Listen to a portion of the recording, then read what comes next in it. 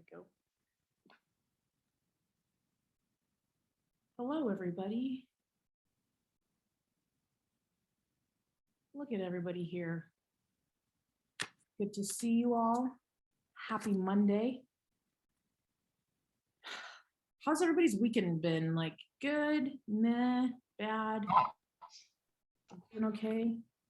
Excellent. We had a long weekend in Australia, so we had 3 days off and it was fantastic. Thank you for asking. Oh, that's great. Did you guys It's have a been hot- hot in Houston. It's hot in Houston? Oof, yeah. Yeah. So hot. Yeah, it was hot the last part of last week here in Reading, but it hasn't gotten too, I mean, like, I feel like today was okay, but it gets hotter in the evening and afternoon here in Reading. So we'll see when we walk out of the building. No, it's not hot here. We had 2 degrees this morning, so it's two degrees in southwest Sydney, and I can only imagine what it's like in the mountains right now. Yeah, I mean, it's your guys' winter time, right? It's winter, yes. Yeah. Oof, yeah. Yeah. I'm trying to gather my thoughts for today. I'm actually really excited. We have Shane Mandl joining us, and he's going to jump on the call in about 10-ish minutes. But he is the alumni director here at BSSM, and he, oh, sorry, Chuck, I'm pushing buttons. You're good. He used to be my second year pastor. So when I was in second year, he was my revival group pastor. I love this man. I tried to quit school about a month in and he would not let me quit. I went to him and just gave him my whole sob story about why I couldn't do second year. And he just said, no, go back into worship and pray about it and let me know what the Lord says over the weekend, which the Lord is very clear that I was supposed to stay here. And so Shane is one of my favorite people here at Bethel, but he just does a beautiful job of balancing family and ministry. And so he's going to be sharing a little bit about that. And then he is hopefully going to leave some time for Q&A. So if you have any questions for him about balancing family, ministry, what does that look like? Ask him hard questions. This is the time to do it. He's really, really great, full of wisdom. And so I just want to let you guys know, like, ask him the questions. We will have the time for that. This is what these calls are for, so that you can interact with us and our team and just really glean from us. And so we don't want to just be speaking to you. We want to be interacting with you and hearing from you and hearing what you have to say and what questions you have. And honestly, your guys' questions help me develop resources and bring in speakers for you guys. Because if I hear something that keeps coming up, then I'm like, oh, we need to like talk to school leaders about that and get all of the information and share with them. And so I love hearing your guys' questions. But before we get started, I'm going to pray and then I am going to ask for testimonies. So think about a testimony. It doesn't have to be with just your school. It can be in your personal life, your family, whatever it is. But we would love to hear them. So, Father, yeah, Holy Spirit, we just ask that you come and that you rest here with us. And I thank you that you are not a respecter of time or space, but that you are everywhere at all times. So I ask, Holy Spirit, that you make us aware of your presence, and that you would open our eyes, our ears, our hearts to you. Thank you for these school leaders and for everything that they've sacrificed to bring your kingdom. And I just ask, Father, that in this next hour, that you would refresh them, that you would give them more strategies and wisdom, Father, and that you would lead them and guide them. I just ask for a double portion of your blessing on them. In Jesus' name, amen. Amen. So, here's Shane right now. I'm going to just open it up to testimonies. Does anybody have a testimony that they'd like to share? Yeah, go for it, Maureen. Oh, great. Excellent. Yeah, no, I shared it last night actually with School of Faith, but I love it so much. I caught up with some other people from my church. They were going to pray at a particular spot, and they ended up carpooling, but it was a bit squeezy for them. So one of the ladies jumped in my car, and she's a real advocate for the Lord. She's really powerful when she prays. She's just really awesome. And we were driving along, and we brought up the subject of dreams. I brought it up, and so we're chatting a bit, and she said, "Oh, look, I had dreams years ago, but I couldn't understand them. So, and I just haven't dreamed since." And so we started talking about it, and I started to talk about interpretation of dreams and so forth, and just some of the interpretations I'd had. By the end of the conversation, we're kind of going, "Oh, look, I'm just praying she gets dreams." It wasn't anything other than probably a really strong thought more than anything else. Anyway, I caught her in church the next day. She said, "Maureen, I had a dream." It was so exciting. And she said to me, and she described the dream, and she said, "And now I know what to pray," because it was like a community dream, and for our nation or for our location. And I was so happy for her. So I had a book I could lend her as well. So I actually just carried that with me that morning. So yeah, so good. I love that. Thank you so much for sharing that. Yeah, it was just such a refreshing testimony. I loved it. Yeah, it's good. Great. I love that. Does anybody else have a testimony? Yeah, go for it, Melissa. I do. Okay, so I have a 23-year-old nephew who in March had an accident and is paralyzed from the waist down. And so Wednesday he got real sick, and so my sister called the EMTs, and they came, picked him up. They got him to the hospital, and they said that he had COVID. He had some severe infection in both lungs. One of his lungs was actually collapsing, and they needed to drain like 30 liters of fluid off of his lung. And I'm like, 30. And anyway, it was a lot. And then his gallbladder was inflamed and something else. And so the doctor said, we're going to go in and we got to take this off. Well, my sister texted me, and then my nephew texted me. So I got on my phone, and I just started texting. I got like 6 prayer groups going on. And so I just got everybody involved in praying for him. And so in a matter of minutes, they come back and said that they were going to have to wait because his blood pressure dropped. And so they went back in the next day. They were going to do it. And the doctor's like, the fluid's gone. And the next day they let him go home. Totally healed. Praise God. Wow. So I'm like, that is so amazing. So he didn't have to have any procedures done at all.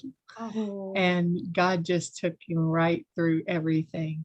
And he knows that God is the one that did it, and he gives him all glory. And we're still believing that he's going to walk. He's going to get up and walk through this. He has 3 small children that his ex just gave him. And they're 3, 2, and 1. And so he's trying to deal with handicap plus 3 children all at once. Yeah. And so if y'all can just remember Trevor, and God is just going to totally wreck his world and just really set him on fire for him, I know, and heal his body completely. Amen. Yes. Wow. That's incredible to just hear of. That's a great testimony of when man says one thing, the Lord says another thing, and just changes the direction. That's beautiful. Thank you for sharing, Melissa. Does anybody else have a testimony? Yeah, Michelle, and then we'll do Megan. You gotta, there you go. Yes, I will say that I woke up with a horrible headache right behind my ear, and I don't normally have headaches. But during some prayer at church, I was healed of that headache. It went just like that. God just healed it. And so I just rejoice in that. That's my Amen. most recent. I love it. That's great. Yep. And headaches, the Lord just takes care of. Yes. Thanks, Michelle. Megan, did you have a testimony? I do. I have I've got some stuff happening in my life, and one of them requires my home to be sold. So I've been like constantly decluttering, and it's like give away, throw away, sell. Anyway, I had these 3 brand new beach umbrellas. I'd actually bought them for some of the older kids, but they've all had job redirections, etc., etc. And it's freezing cold, and it's snowing, it's raining, and it's the beginning of winter here in Tassie. Right. So I put these 3 beautiful untouched beach umbrellas up, and everybody said to me, ha ha ha, this is the wrong time of year for you to be selling it. And I'm thinking, no, I know my God. Well, a lady came and bought all 3 of them. She snapped them up just like that. She runs a tourist resort just down the hill from where I live. She said, I've bought about 50 of these so far, and they just don't survive the weather. And this is exactly what I was looking for. And I thought, what seems to be out of season for one person is in season for the next. Praise you, Jesus. Yes. That is a good word there, Megan. I love that. Yes, Lord. In one season, out of the next. That is amazing. Thank you for sharing. Does Larry, go for it. Yes. Greetings, everyone. I have a brother-in-law who's 88 years old. He was married to my older sister who passed away at 86 last year. But he still works a full-time job for the state of New Jersey. And he had to have back surgery about 6 weeks ago. And we were praying that the Lord would bring him through the surgery without any problems, that he would still be able to function. And the surgery was very successful. And he went back to work this past Friday. He works every day of the week at the age of 88 years old. And it's nothing but the prayers of the saints. So I appreciate all the prayers that come our way.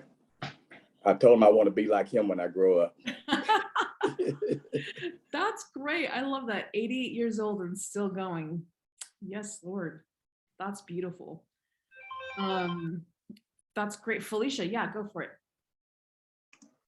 Yes, hi everyone. I've been here in St. Louis with my mom for about a month now, and just helping out around the house and everything and caring for her. But one of the praise reports I can share is that, you know, a lot of people have been going through a lot personally, and in her neighborhood, there are like a lot of little cute country homes, and nobody really talks to each other. So I decided, well, I'm going to go out and I'm going to power wash her house. I'm going to do the garage. I start painting the stairs. People start coming out of their homes. And we've just been greeting each other. They're now cleaning up. I've been doing gardening. People are coming out. And I just see so much joy. And I thought, God, this is you. One neighbor was cutting down a tree. I said, come cut down this tree. Whole service. It's just been wonderful to see people talking to each other again, and not being afraid and just coming out. And I just celebrate the goodness of God. You know, I want to get out and I want to meet people, but now my mother's coming out and talking to her neighbors, and it's just been wonderful. It's just so nice to see. So I'm very thankful to be here. That's great. I love that. Beauty of community actually coming out of their homes and connecting with one another is just amazing. Thank you for sharing, Felicia. Guys, beautiful testimonies. I love hearing them. I just want to, before I introduce Shane, I want to let you know I'm putting a link in the chat box for our YouTube playlist. And so that has last Monday's session and Friday's session. And we'll just keep adding these sessions to the playlist. So if you just want to keep going to that same link, and all the sessions will be there if you need to rewatch something or catch up. But that is there for you guys. I'm gonna hand it over now to Shane Mandl. Like I said, he is the director of the alumni department. So he was a revival group pastor for, was it 10 years, Shane? 9 years. Yeah. Okay. Yeah. And then he just last 2 school years ago, moved into the alumni role, director role. But like I said, I've asked him to just talk about family and ministry and what that looks like, because Shane is one of the best at prioritizing his family. And so I'm just going to hand it over to you, Shane. Thanks. Thank you, Zane. Thank you. Thank you.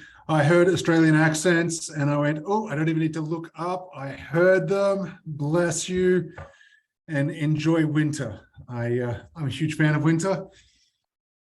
I miss it, especially when we hit 114 degrees. So call that 45, 46, 47 degrees Celsius. I'm like, yes, give me winter, please, everybody. Please. So I figure if I'm going to talk about family a little bit, I ought to at least let you see mine. This is a year ago, July 4th last year. My wife and I have been married. Oh, good Lord, it was 2000 we got married. So we've been married for quite a while. And you can see that our kids they're young. They are small little kids. We wanted to have kids about 6 or 7 years into being married and couldn't. Have no idea why. Every time we thought about going to the doctors and prayed about it, whatever else, we had a clear. Now, in that, you should hear that obviously we don't have a theological issue, okay, because we were talking about it and thinking about it. But then we would have a clear God saying, no, I've given you words. It was a really interesting season for us, not interesting like fun. And then lo and behold, the first one was born and we were like, yes, here we go. The floodgate's going to open. And it took us seemingly forever for our daughter to get born. And then our son happened before we had a chance to blink and realize that it was even possible to be pregnant that fast. So the last two are on top of each other, and there's a significant gap between the first two. So Samuel is about to turn 9, Isabel about to turn 6, and Josh is 4+. So, hey, the way I like to teach is very interactive. So please unmute yourself. Do they have the freedom to unmute themselves, Andriana? They don't have that freedom. Can we give them that freedom? So sorry, they do. You guys can unmute yourselves. You do. Bless you. You guys are free. That's and powerful. I like that. So if you guys have a question, straight up, I am terrible at concentrating and looking at your faces and trying to read the chat. I can't do it. The only way you're going to be able to interject a question at the time that it's appropriate in terms of the conversation is by unmuting, waving at me, and then just diving straight on in. Does that make sense?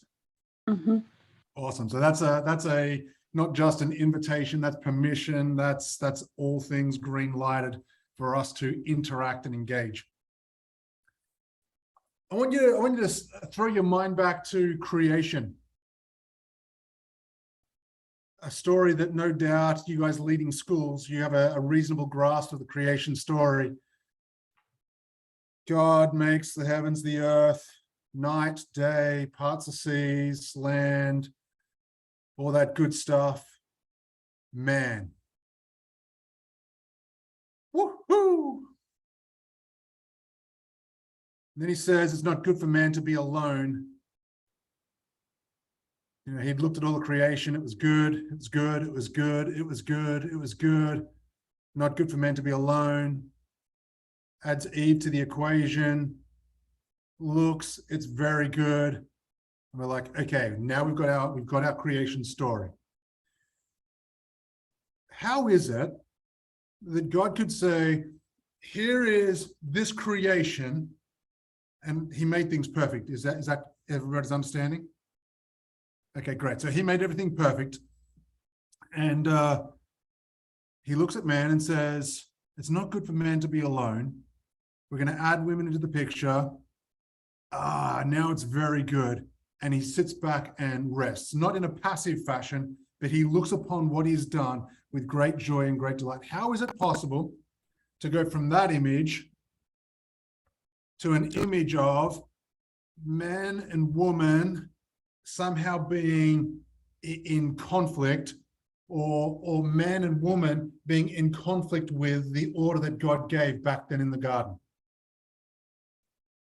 Do you recall the order that God gave Adam and Eve? Adam and Eve. Something along the lines of go into the world, multiply, and subdue the land.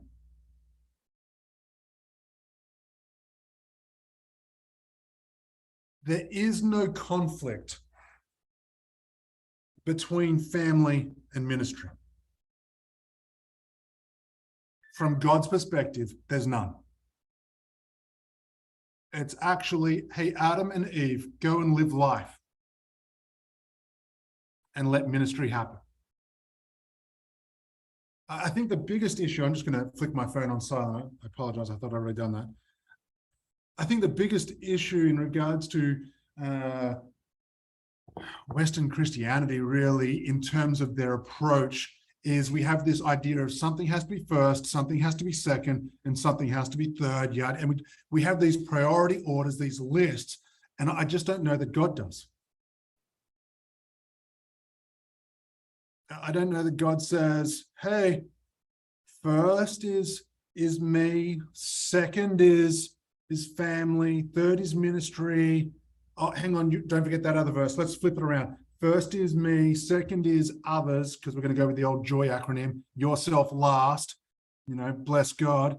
And we've had all these incredible, well-meaning teachings that have actually left us in this place where we freeze up because, Jesus first, others second, yourself last, or just Jesus first, but love yourself, love your neighbor as yourself. Hang on, am I supposed to love myself? How do I love my neighbor? And all these different things. And ultimately what I find is a bunch of people get tied up. I want to declare over you, today is a great day of freedom. There is no need for you to be tied up because there is no conflict from God's perspective with family and ministry. None. He said, hey, Adam, life is going to be far richer with this person called Eve. And here's the command, go together.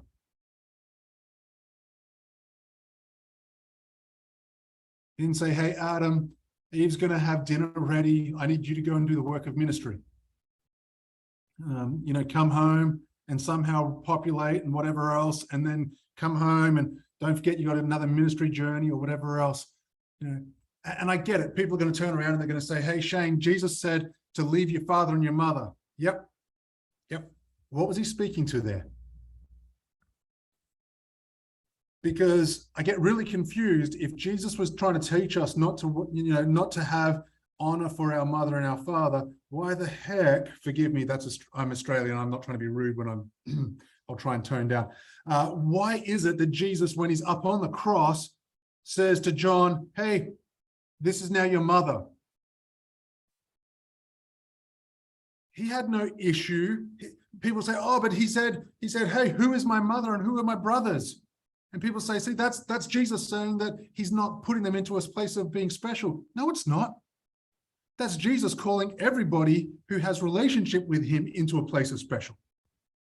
It's actually a position of promoting others into a place of these are my mothers and brothers, not an exclusion of others or a dismissing of. So when Jesus is on the cross and he says, hey, John, this is now your mother, and hey, mum, this is now your son, I firmly believe he's actually teaching us that family matters. Family is of intrinsic importance.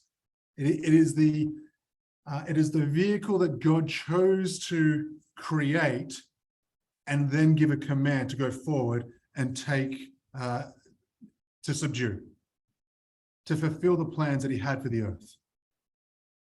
Family was the very mechanism and vehicle that God had in mind from the outset. People talk about kids. Well, what about kids? Like, how do they fit into it? And do we order our lives around kids? There's going to be a bunch of different thoughts on that, a bunch of different approaches to that. What I will say is the Bible makes it incredibly clear that children are a gift from God, a blessing from God. I'll run through a couple. Psalm 127, children are a heritage or gift from the Lord. keep on reading the rest of that. It's beautiful. Isaiah, depending on where you're coming from. 54:13, all of your children shall be taught by the Lord. People go, well, why is that interesting? And I'm like, because the Lord values his time and yet he still gives it to children. We'll come back to that one in a moment. Jeremiah 1:5, before I knew you, I formed you. Yep. Sounds pretty significant. Before you even took a breath, I was so invested. I was knitting and weaving and forming and constructing and planning. Matthew 18, unless you turn and become like children, you will never enter the kingdom of heaven. Okay, so children somehow get it.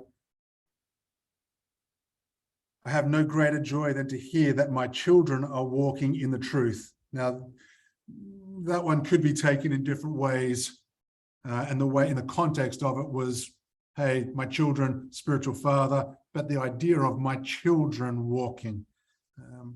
Luke 18, let the children come to me. This is Jesus speaking. Do not hinder them. For such belongs the kingdom of God. Man, children seem to really matter to God. He seems to kind of like them. Whoever receives one, such child in my name receives me. Okay. Do not despise one of these little ones, Matthew 18:10. An instruction to fathers in Ephesians chapter 6. Do not provoke your children to anger, but bring them up in the discipline and in instruction of the Lord. In other words, as I read that, be intentional how you raise them. Now, let me be really clear here, because I often hear a lot of people run around and say, the future is children. I'm like, nah, the future is seniors right now. It's middle-aged people right now. It's youth young right now, and it's children right now, and it'll be the same again tomorrow. And I also hear a lot of people run around and go, most people come to faith as children and youth. I'm like, yeah, most ministries directed towards children and youth. If we had more seniors ministry, we may have more fruit. But hey, anyway, all I'm doing there is saying God doesn't have an expiration card that says you matter and you value because you're a child, and somehow that decreases as you get older. I can't buy that. It's distasteful to me. I think it's abhorrent to God. But I'm talking from the reference point of a father coming from a place of fatherhood with young kids, and how do I intentionally try to structure my life and create space for family. So that's where I'm coming from, but I'm not in any way, shape or form saying anything about seniors or ministry to other folk. Does that make sense? All right. Do I need to take a breath and answer any questions at this point?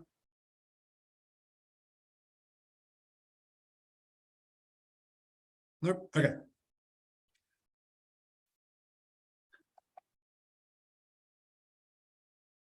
When we say, I'm already stalling on myself. I'm like, oh, I don't know. You guys don't know me very well. So I'm just going to go with this. And if you hate it, don't ever watch the video. Just don't badmouth me elsewhere, okay? How many of you would say God's egotistical? Okay, good. Thankfully, I didn't see a bunch of hands waving at me. I can see a bunch of you going, where is he going with this? I wouldn't either.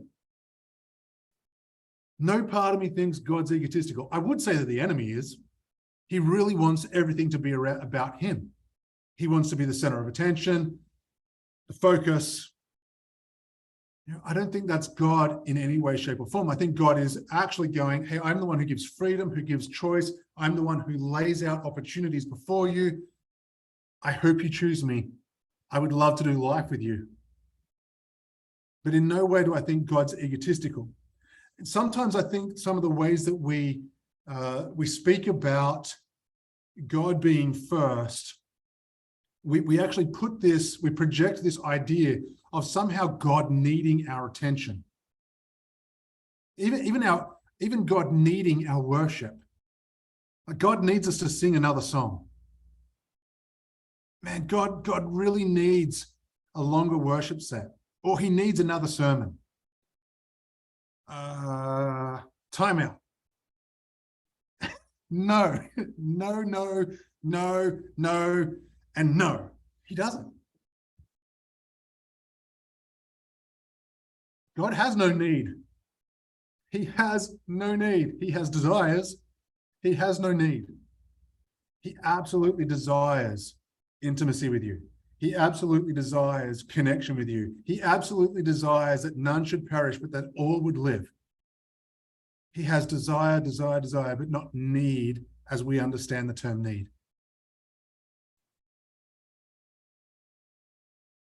Then we can press fast forward a little bit. I'm going to try and move us a little bit towards where we're going. How do we take this idea of God not having need, and yet at the same time this idea of calling and ministry? God's given me a job. He's given me a calling. Okay.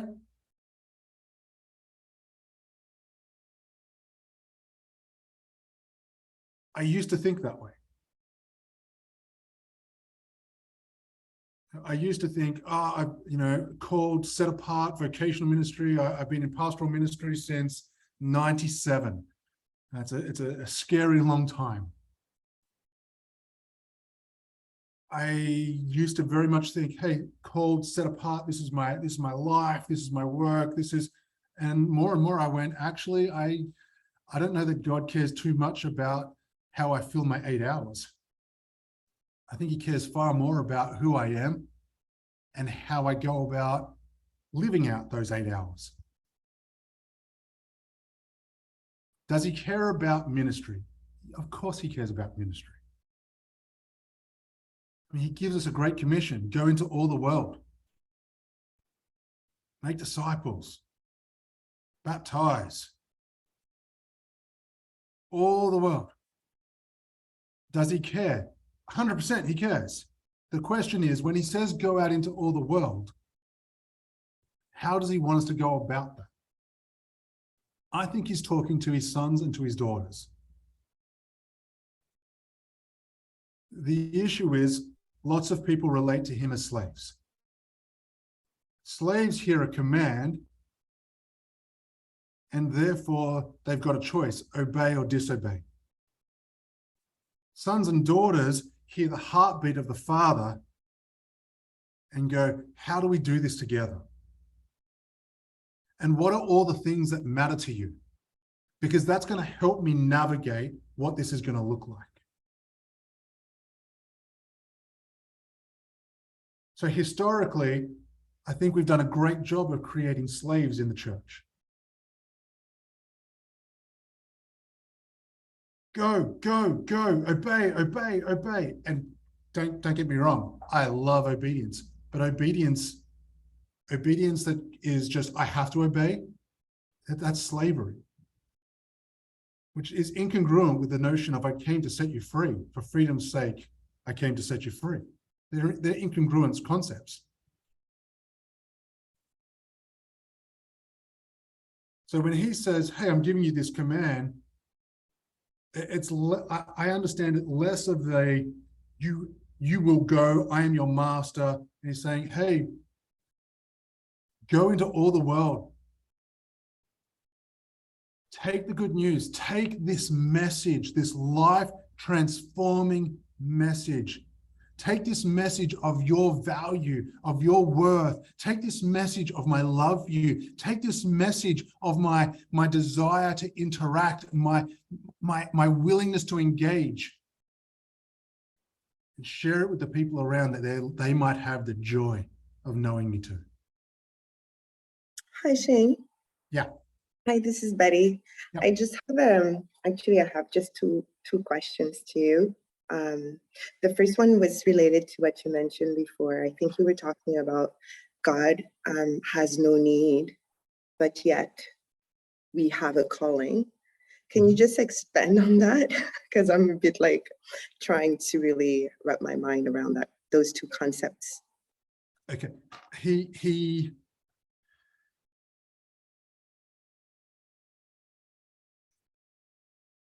God speaks, and his words carry such power that the heavens are formed. That the heavens, which we don't even begin to understand the enormity of the heavens yet. Our technology, as good as it is, does not yet know the enormity of the heavens. In fact, scientists have in the last decade been saying it appears as though the heavens are growing at the speed of sound, which would be interesting, wouldn't it? That God's voice continues to continue and continue. But that's another rabbit trail that I just love to get lost in. What I'm trying to get at in saying that is, if God, if not being so much of a question, but if God is all powerful, then he has no need. He doesn't need my tithe. Okay. He doesn't need me to go and be the savior. He doesn't need a meal. Now, why does he invite us to participate? It's one of the greatest mysteries and one of the greatest privileges. Right. I believe he invites us to participate with him so that we actually get to experience some of his joy. Amen. I get to experience some of his joy when the light bulbs go on, or when a person steps into freedom, or when a person goes, he tastes so good. He tastes so good. I had no idea. And I'm feeling the fears to you right now, but I just go, I can reflect on moments, conversations I've had with people where I get to lead people, and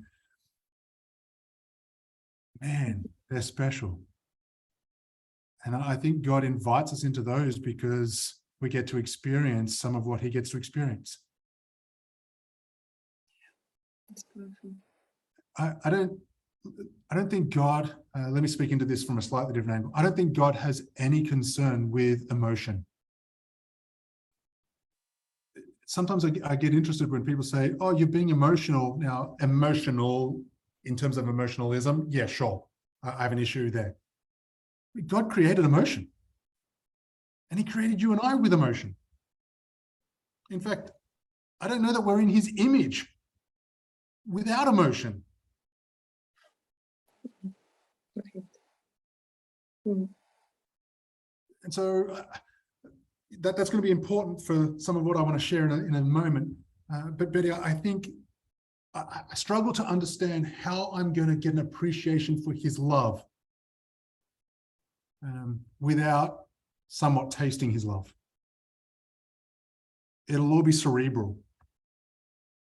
And if it's cerebral, the great dilemma with any intellectual argument is if you can be argued in, you can be argued out. Right. Saul was a master arguer.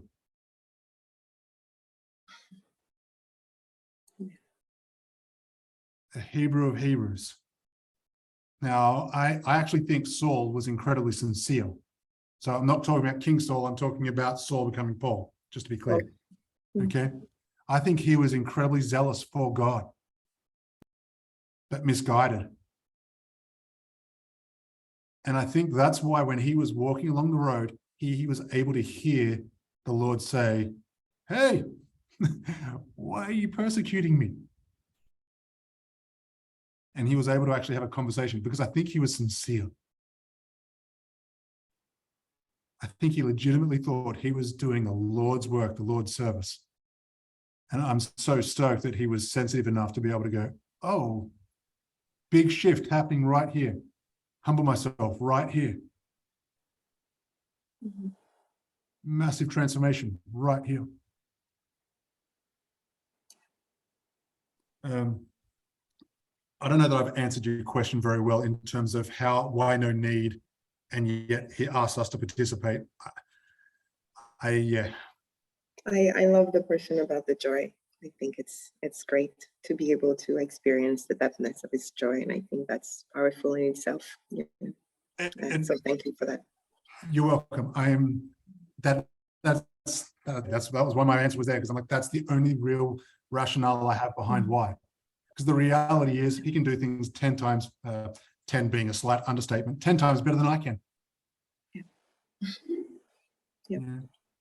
That's great. And the other question that I had, I mean, you mentioned like that we're creating slaves in the church, but then this Saul Paul mentioned that he was a slave of Christ, right? So like, I'm not saying that we're just like, obeying without thinking. I think the Lord knows us too. He knows what we're capable of doing, but I think there is a notion of obedience and being completely obedient to the leading or the prompting of the Holy Spirit that is needed.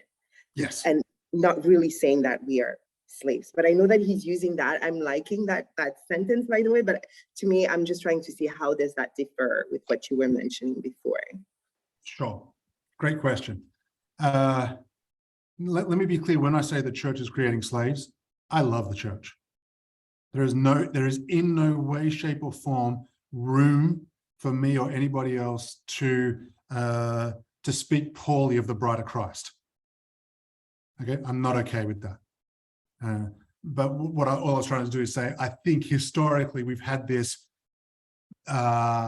this teaching and this approach of creating people who relate to God from this posture of a slave. I simply obey, and there's no engagement.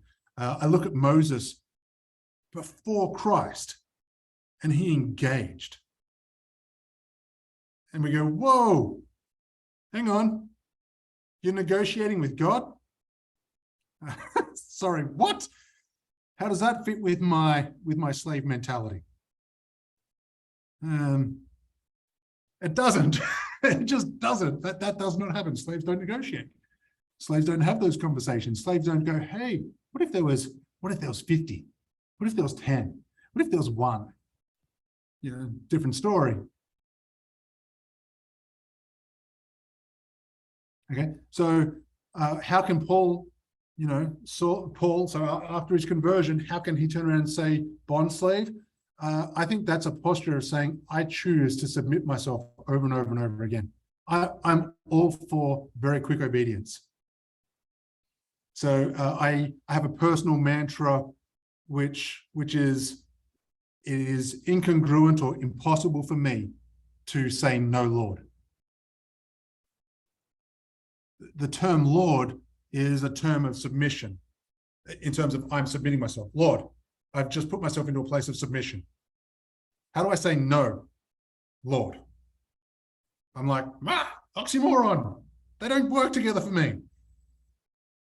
But I don't want to say no, Lord, from a posture of a slave. I want to say, yeah, Papa, not my will, but yours be done. I actually want to be able to articulate my will. Jesus did.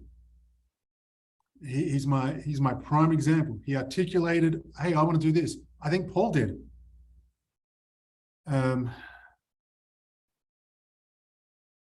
so sorry, I've gone completely blank. This is a factor of 3 young children and being overtired.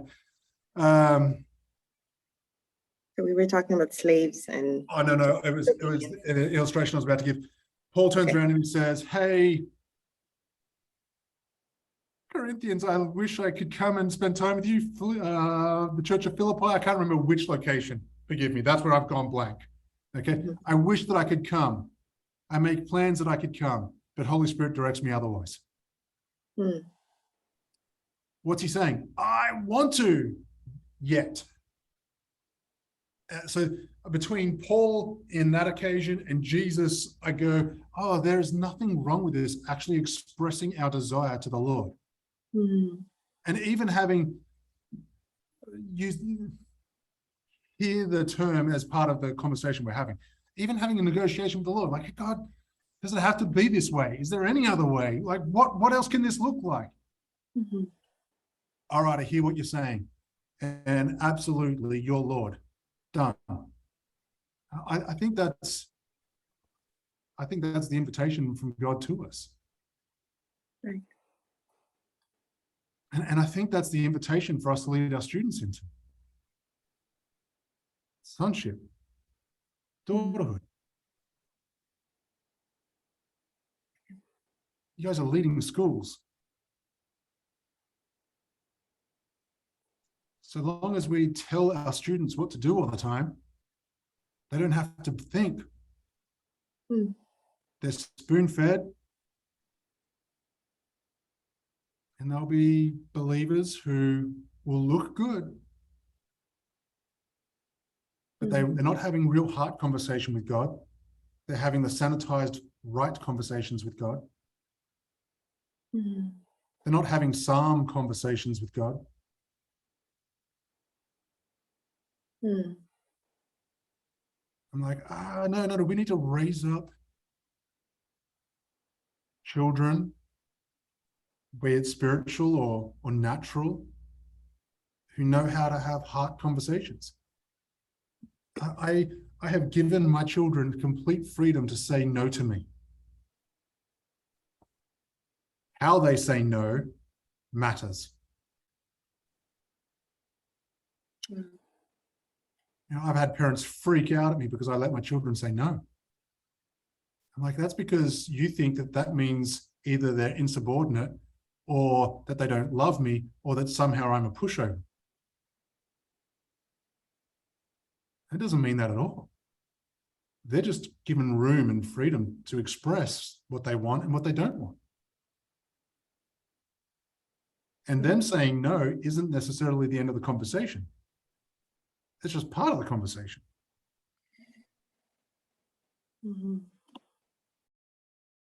If I'm out in public and one of my children start misbehaving, am I now going to reprimand my child because of the people around? You know what that is, right? I mean, that's fear and performance and fear of man. I refuse to engage my children because somebody over there disapproves of my child or the way that I'm parenting. Now, I engage with my children, don't get me wrong. I just refuse to do it because somebody else wants me to.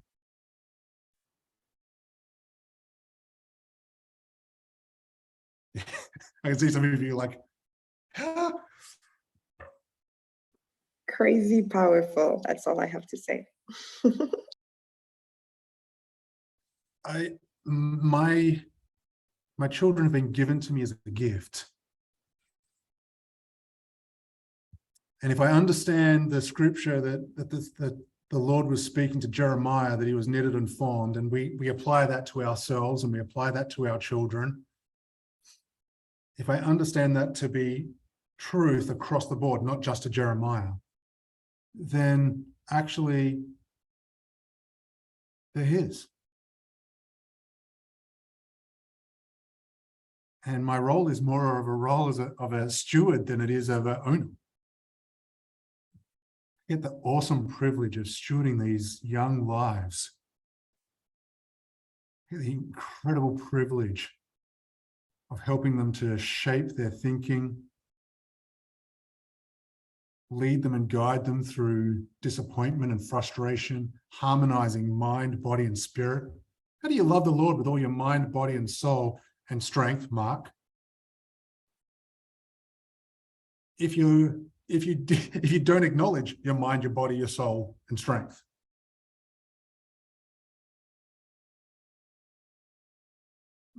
Just love the Lord your God with everything, but we don't acknowledge emotion.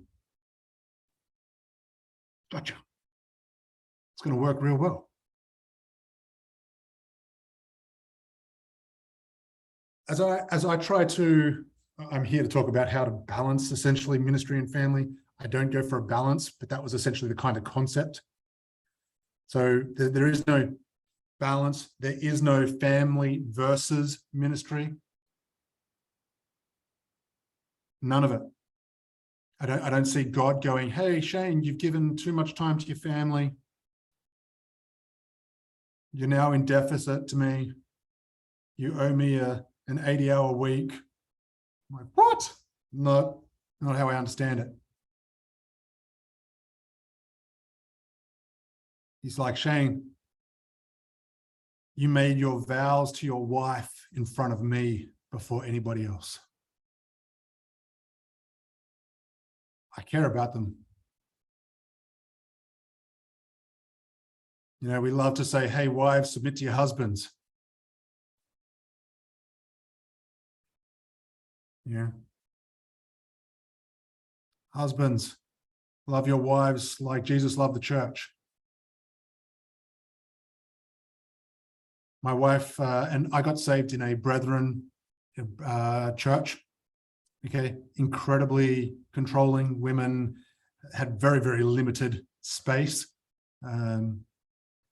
You know, very, very legalistic, sincere, but legalistic. So my wife grew up there all her life. I got saved there from middle teenage years. I turned around, I would hear people regularly talking about, hey, wives submit to husbands. I turned around to Louise before we got married. And I was like, I'll never ask you to submit to me until I love you like Jesus loved the church. Basically, I was saying, I don't ever anticipate, even on my best day, that I'm going to have the ability to turn around and ask you to submit to me. I'm going to give you my best. My hope and my prayer is that you give me your best, and together we won't ever have to try and control or leverage one another. God doesn't try and leverage me. I won't try and leverage you.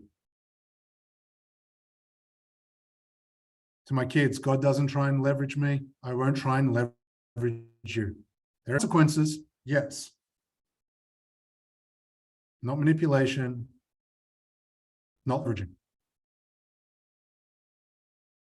So when it comes to ministry opportunities, I think Adriana has asked me 3 times to come and share. And this has been the first time that I actually can. Now, I could have cleared out my calendar on previous occasions, but I had made commitments to my family.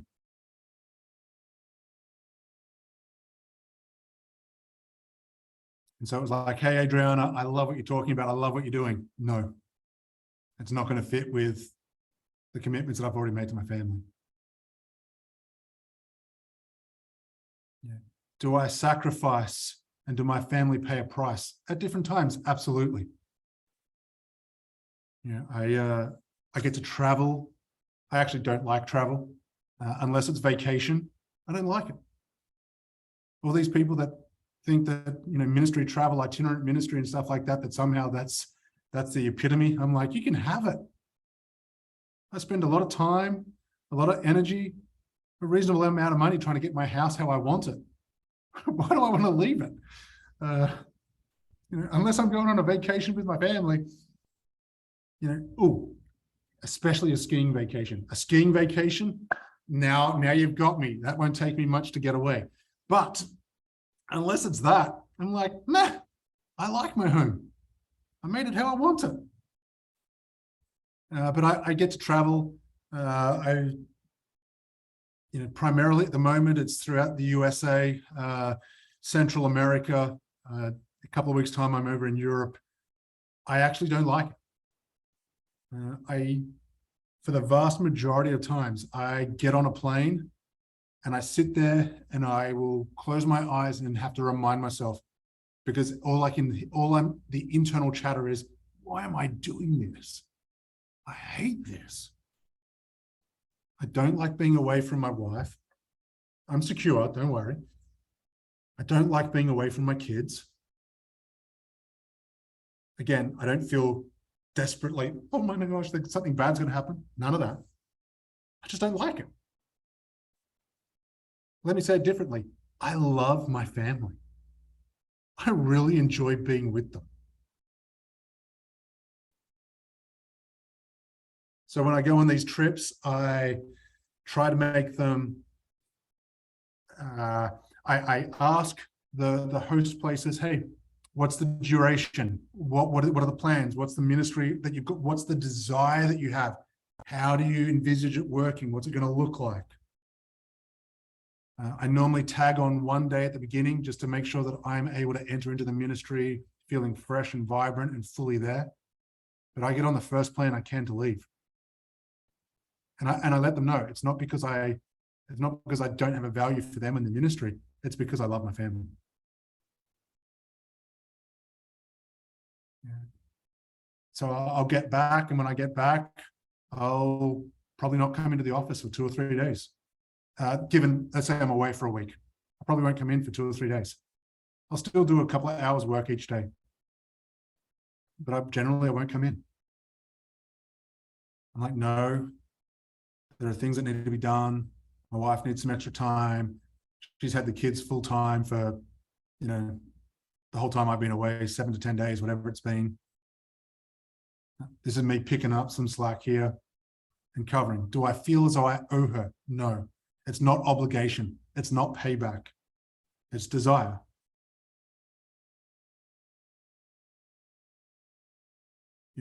Why am I sharing all that? Because you could hear me say that family, and there is no cost. No, there are times where God tells me, I want you to go. This Europe trip. I just booked my ticket. He's been talking to me about it for a little while. It wasn't all procrastination, but there was some procrastination in there. I'm like, maybe he'll change his mind. Maybe I can get somebody else to go. Maybe I can offload it to one of my staff. Maybe I can. Dang it, he still wants me to go. All right, I'm going. Here we go.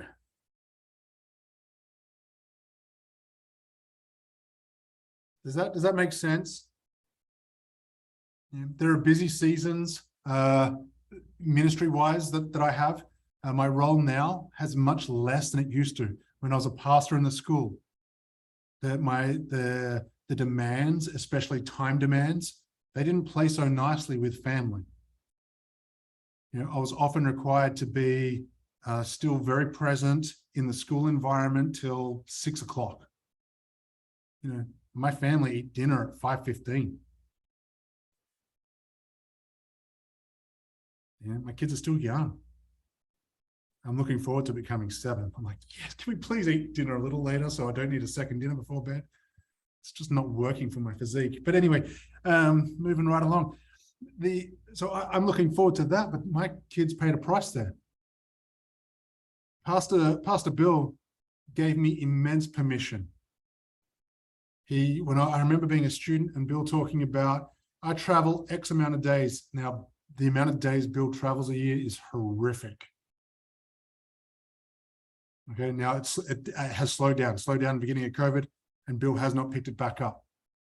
But the amount of travel days was just mind-boggling.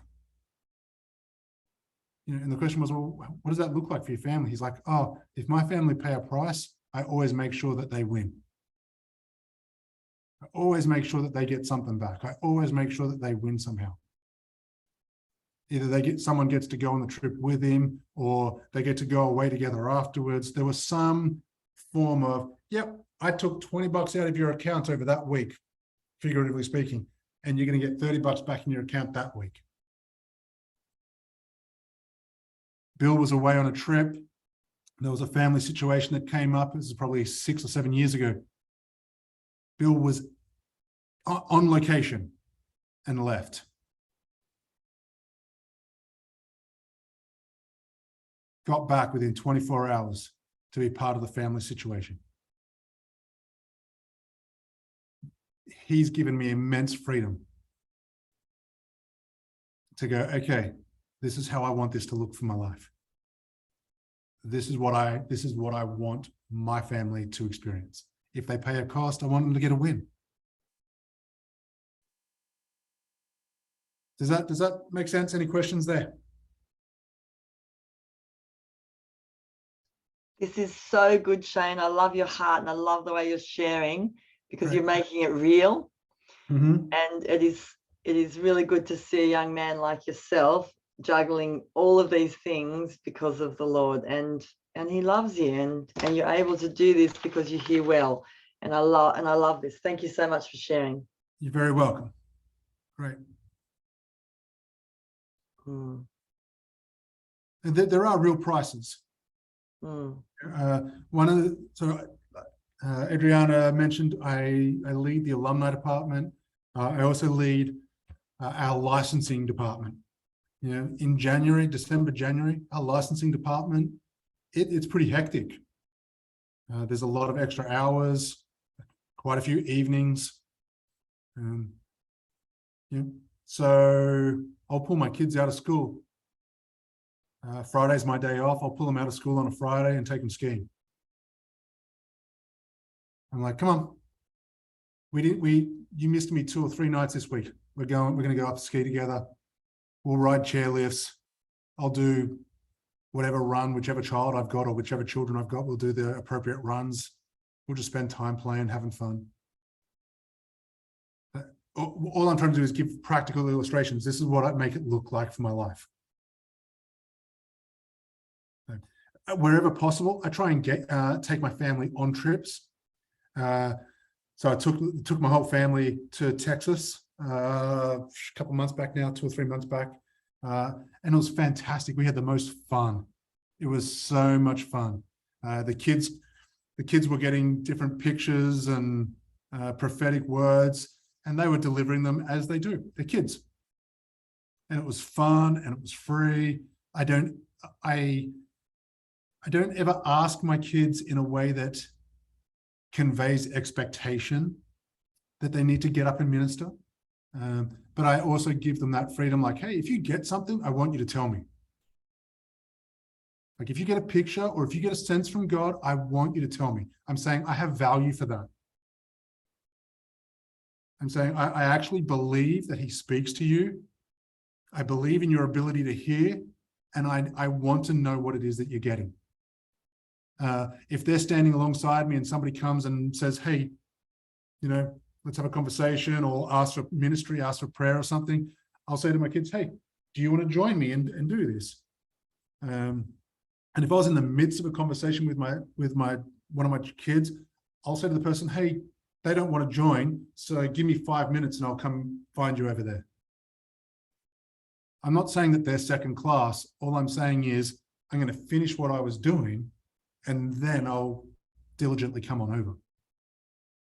If I'm engaged with you and one of my kids come over, I'll press pause, find out what it is that my child's asking for.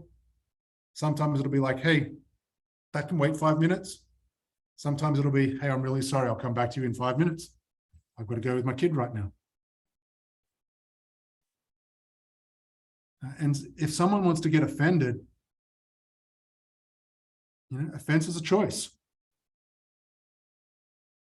You know, I wasn't trying to be offensive. I wasn't trying to say that you don't matter, not in the slightest.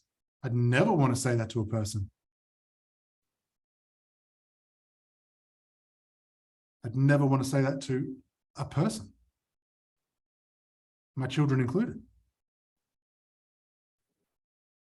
Can I just hi Please. there, I'm Judy. Yeah, it's really good hearing you talk about children.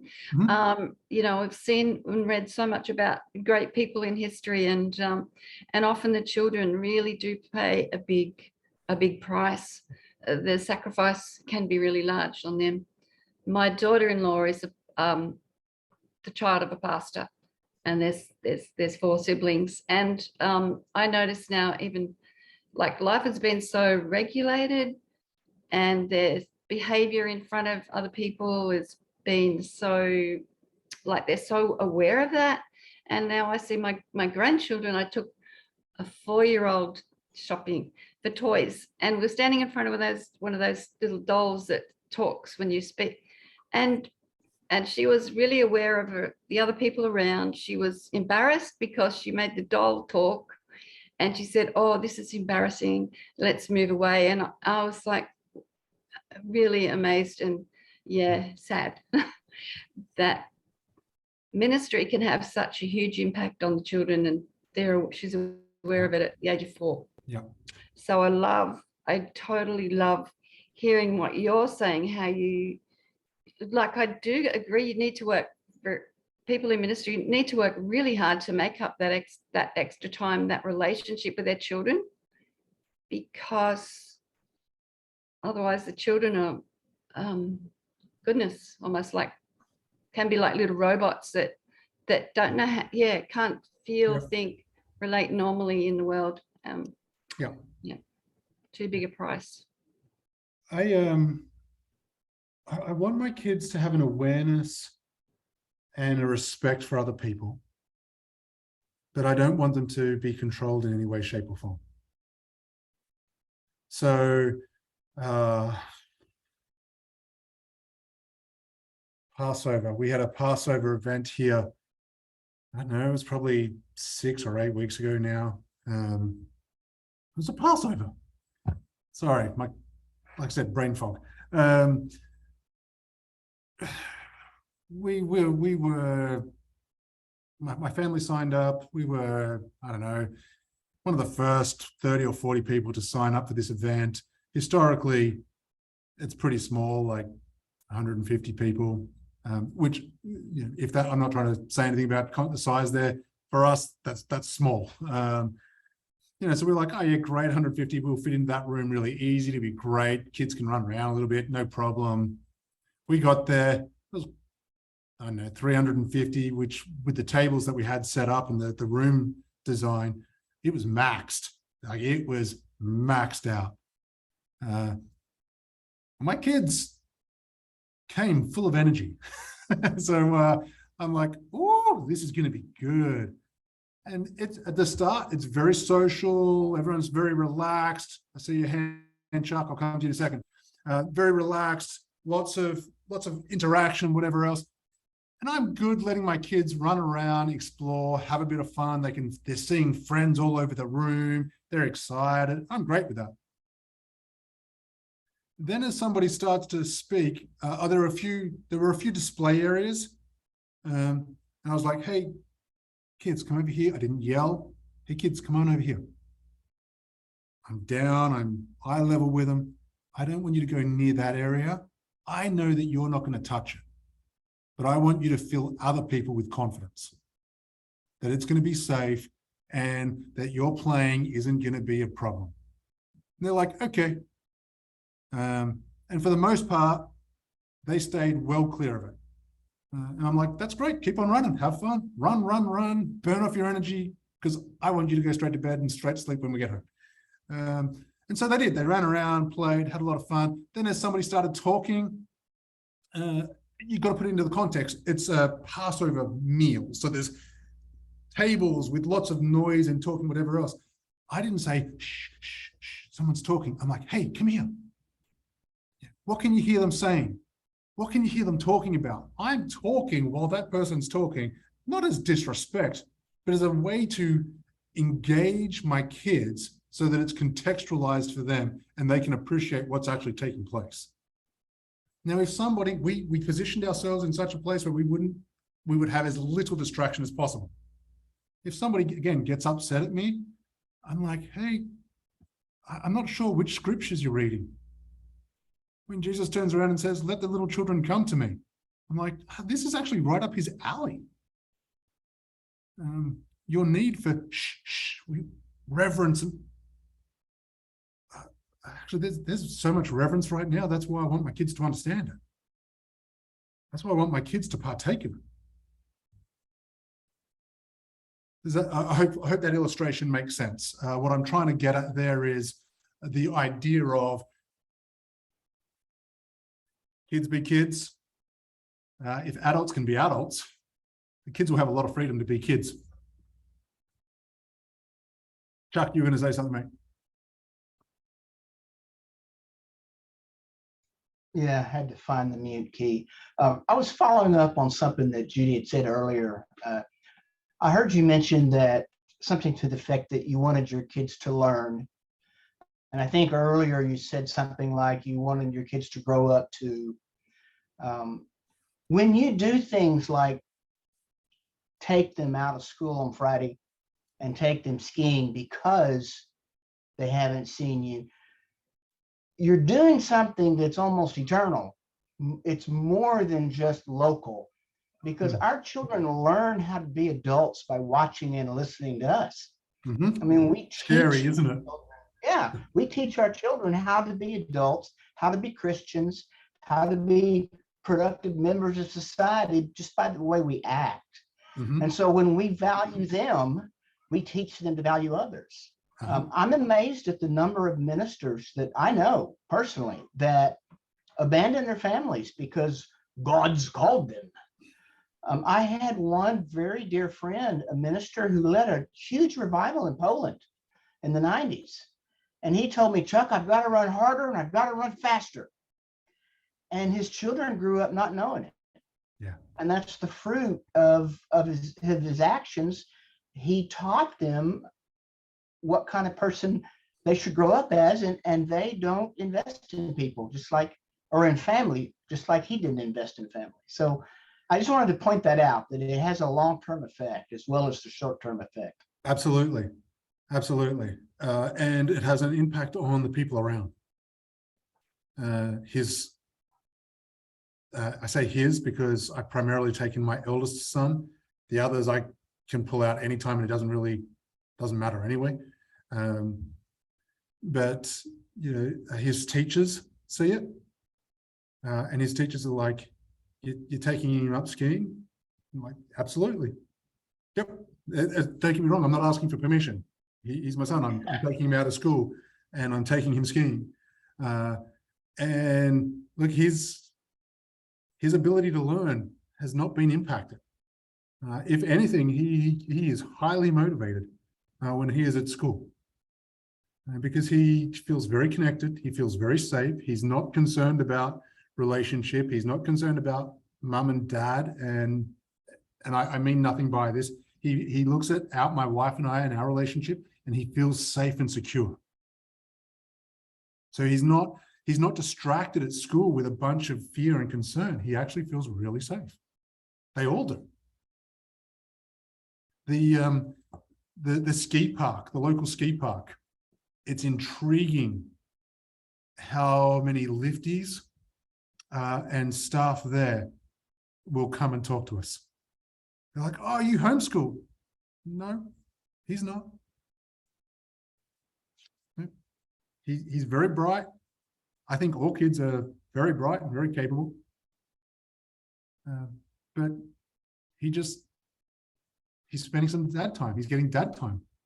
So we'll do dad time where they'll come up individually. We'll do boys' days where it's just the 3 boys go up. I'll do daddy-daughter days. Yeah, and it doesn't have to be just skiing. I took my daughter dress shopping the other day. By the way, that was kind of awkward. I'm not going to lie. The weird looks I got from I presume from mums and other dads. Now, some of this is just societal and me going, whoa, I'm feeling some of that. Okay. But taking my daughter into a dressing room so she can try on dresses. I'm like, oh, wow. I'm feeling some judgment come at me. You know, then she's got her dress on and I'm taking a photo and I'm like, dang, taking a photo and this, I don't know why, but I'm aware of the sense of you're taking a photo. And I'm like, here, darling, here, let me get another photo because I'm going to send this to mummy. Like, oh, I just projected that to somebody else. Oh, hello, fear of man. You know, so I'm not going to say I'm immune to it. That's the most recent example I can think of where I actually felt it in such a way where it was actually impacting me. But I'm like, oh, I'm going to take her out again just to make sure that thing doesn't get a chance to inform me or dictate to me who I'm going to be or how I'm going to interact with her. You know, dress shopping. I wasn't taking her to Victoria's Secret. Gosh, like dresses, little girl dresses. That's a beautiful thing. I think that's something that dads ought to be able to and ought to do, not ought to like should, but there ought to be lots of room for encouragement for that stuff. But, society says you're a pervert, or you're a sicko, or you're a whatever else. Thanks, society. I have a question, Shane. Go for it. So obviously you're speaking from the experience of a bloke, because you are, and as a dad. Do you have any examples of women that you have seen in ministry who you've seen them do things that you thought, oh, this would be great in my family? Because I'm speaking as a mum, and I travel as well with ministry, and I'm always keen on getting a good heads up for how I can sow back into the lives of my children because I've been away. Yeah. I don't think in terms of there being a required difference between the way a mum and a dad might come back and then re-engage or add extra value to the kids. Have I seen different people do things that I'm like, oh, I really like the way they're doing? Absolutely. My wife has an incredibly strong sense of calling, and always has. Actually grew up apologizing to God for the fact that she was a female, because females weren't allowed to minister in the Brethren church. And she's like, God, I don't understand. I've got this calling. I feel the calling. I'm aware of the calling, but I'm female. The devil must have made me a female in the womb. That was her only way of harmonizing the disparity between what she was being taught. And anyway, all that to say, she has an incredibly strong sense of call. When our daughter was born, second child, when she was born, my wife was like, I'm not working. She was an RGP, a revival group pastor in BSSM first year, highly esteemed, highly celebrated role. She's like, nope, laying it down. Just not going to do it. And I think a lot of people found that shocking. It was interesting. After she did, a couple of other pastors also did. And I'm not saying they wouldn't have. I'm just saying she did. They did. There were also a couple who said, I need to find a way to make this work. God's asking me to actually be a mum in active ministry. Haley Braun is a phenomenal example of that. I don't know how that woman does it. Actually, I do. Ryan doesn't really work. Her husband stays at home most of his day. He can work from home. His hours are very flexible, and he doesn't do that many hours. So they went, okay, this is what we feel God doing. He's a phenomenal guy, very talented, called in his own right, and yet has a clear sense of, yeah, I can lay this down. This is what this season is requiring. This is what we are sensing as a couple, and he's making that work. I've said to my wife, kind of egging her on, like, please, I would like this. I'm like, hey, if you want to go full time, like, I'll step back. And isn't that nice, Shane? I'm interrupting you, I'm sorry, but isn't it nice that men now have an opportunity that they can actually choose that, and again, not have that fear of man saying to them, what do you mean you're going to be the house mom? It is it's exciting. And men should get excited, because I feel like that's what my son is going to do. He's a teacher and his wife's a solicitor, and her income is way higher. Yeah. And they're talking that, and I'm thinking, wow, this is exciting that they're living in times where it won't be so scorned upon, Yeah. So for Ryan and for myself, it's not a financial decision. I hear what you're saying. I know I have quite a few friends who are like, no, my wife earns far more than me. I had to deal with that a long time ago, and now we're just like, I'm going to stay home with the kids and she goes to work. So I love that. I applaud that. I think, hey, if that's what works, then that's what works. I don't think it matters in the sense of the gender, which one's doing which. I think it matters that the two are working together to raise the family. So, you know, Ryan, he can earn, now I don't know what Haley gets honorarium wise. I can't imagine it's enough to catch up and overtake what Ryan could earn if he was working full-time. But Ryan's full-time earning capacity is significantly higher than mine and Haley's, probably mine and Haley's put together, to be honest. But he's like, no, this is what God's doing right now. So Megan, I apologize. I don't think I've answered your question real well, except to say that I don't think there's a lot of difference. It's more important for me. I'll just clarify. See, I'm a single parent. Yes. Okay. As well. And so what I hear is, I mean, it's great when you're in a couple. Yes. And you can balance more. It's For just sure. that because I'm obviously a woman, a lot of people that I listen to and I read, they're written from a man's perspective. So I'm not trying to be sexist. No, you're great. I don't have any issue with your question. It's just, as a woman in ministry, it's really nice. Like when you hear about Susanna Wesley, she had all those children and basically her husband just abandoned her and came back whenever. But her strategy of putting that apron over her head and having 5 minutes with the Lord, for me, that was a wonderful blessing because that was a practical strategy. I was like, well, hey, if she can do that, then maybe I can try something similar. Yep. And that's why I was asking, have you seen any women? Let me take a step back because I think this is applicable to everybody, period. You know, it's probably more dire for single parents. You got to take care of yourself. You have to take care of yourself. You have to know what your needs are. If you don't know what your needs are, how do you get them met?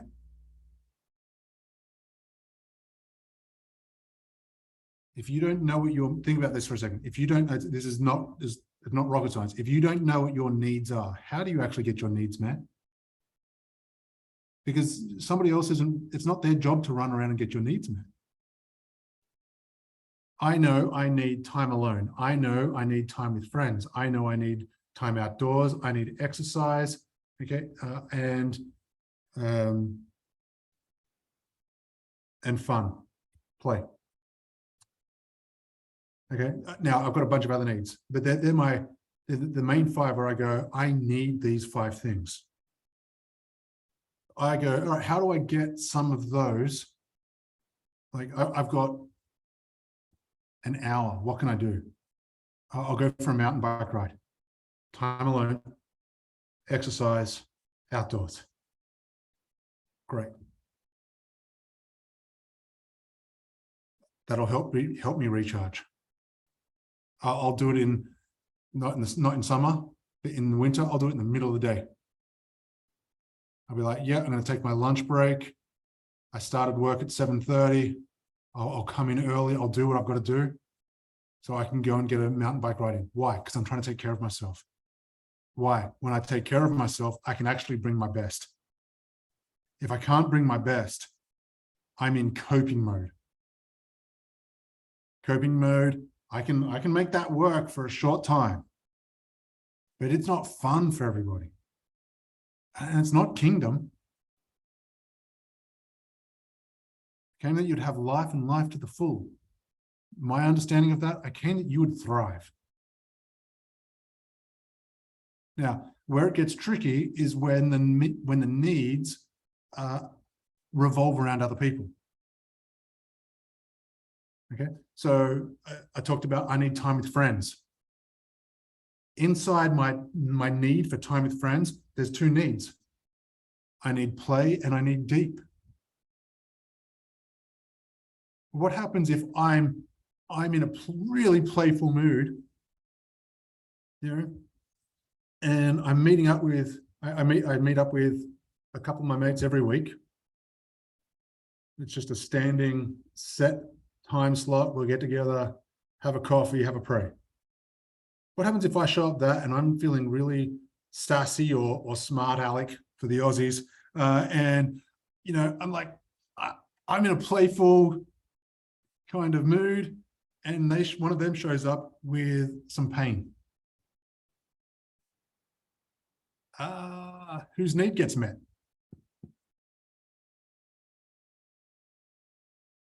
If I walk in fact, even on a phone call last week to one of my, he was a third year with me about 4 or 5 years ago. We stay in good contact, and he sends me this text message like, Shane, another scenario has just blown up at my church. He's like, can we have a quick chat? I ring him up and we're very playful together. And I rang him up and I'm like, bro, what have you done this time? And I was just like, meh, meh, meh. And I could hear the non-response. And I'm like, am I poking a bear right now? He's like, yeah. I'm like, bro, I'm so sorry. I didn't even check how you were feeling, how you were doing. I'm sorry. Talk to me. How are you? Just really quickly owning it, really quickly trying to clean it up. Not flippant, just really quick. And then going, let me come in the right way. So if I show up and I'm playful and one of my friends has a need, I'm going to put my playfulness on hold.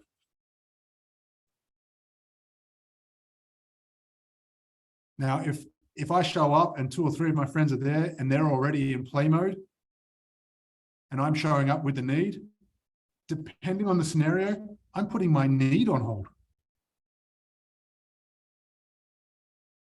And I'm not having a sourpuss face to get them to change. I'm entering into the play. Why? Because I know they care for me. I know they love me. I don't have to demand it all happens right now. In fact, sometimes, strangely enough, frequently, God will do and give me the exact opposite of what I think I need. And it's most often the very best thing. In fact, I'll say always if I can partner with it.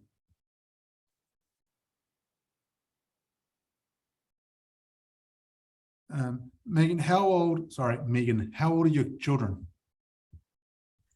So the younger ones are 10, 13, 15, and 18. Okay. But the 18-year-old has a diagnosis, so he's not that age. Okay. Thanks. So making an assumption, I would be going along the lines of, hey, your children are probably at a stage where they're actually able to articulate what they want, what they miss, or the perceived cost. I would ask them, and then ask them, not what do I do to make it up? I'm not playing makeup, because then they've got you over a barrel. Okay? It's not that. It's, I love you. What can I do to help you experience my love when we get back? What's going to be some fun? I want you to think of something fun that we can do together. And I try to encourage my kids when I'm doing stuff like that, that I don't actually encourage them, because it's kind of just been the normal. Where it's not about spending money. It's about the time. So it's not about, hey, buy me this. Nope. You know, I buy them something every time I travel. It's normally something trinkety. I'm not trying to buy them. I'm not trying to win them. I'm saying, I was thinking about you. Yes, love languages, all that stuff. You know, incidentally, I think we're all of all the love languages, because we're made in his image. They just fluctuate and change a little bit. So, but that's me. I'm not clinically trained. I just have an opinion on everything. Any other questions, Adriana? Have we gone long? Have I managed to blow the timeline already? We have 1 minute left, so. Oh, bless God. Any other questions?